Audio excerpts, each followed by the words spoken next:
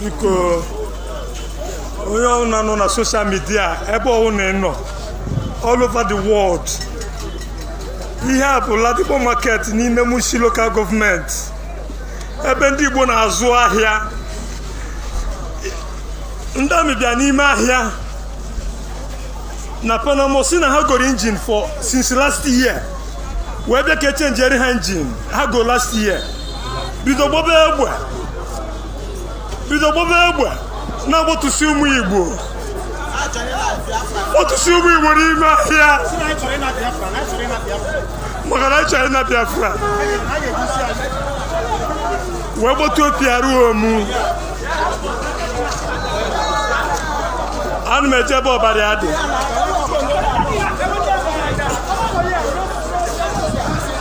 Anu mejebo bariade.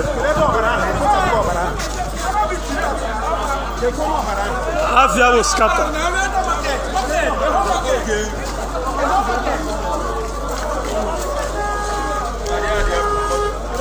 Biko kere.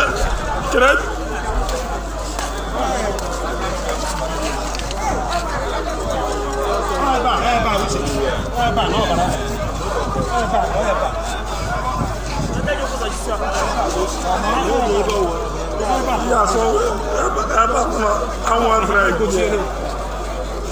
Just let me watch.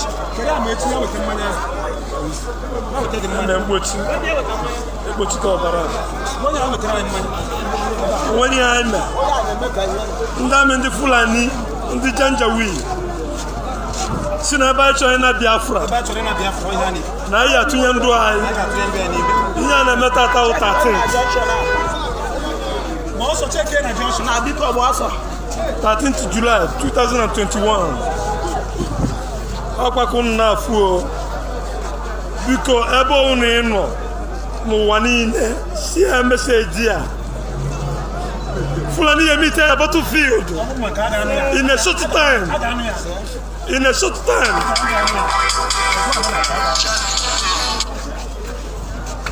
And when you met, I know Zukoro Waya here.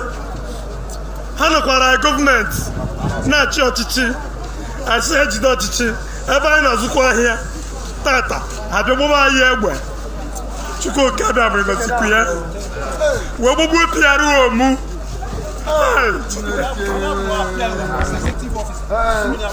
What's Kata? With the 4 other people. And when you are met. Okay, Rukoko. Onye Igbo ọbụla si na Biafra adịghị ya mma n'ihe a na-eme amasị ya na na-esi imi bụrụ sabotua Fulani amakwa ndị bụ Biafra ọkwa ha bịa egbugbo onye ọbụla. This is a time for you and me to wake up and fight for our children. Asim na ọgụ a kama Biafra ya bịa ma uche koya ya tụya bịara batuko kada.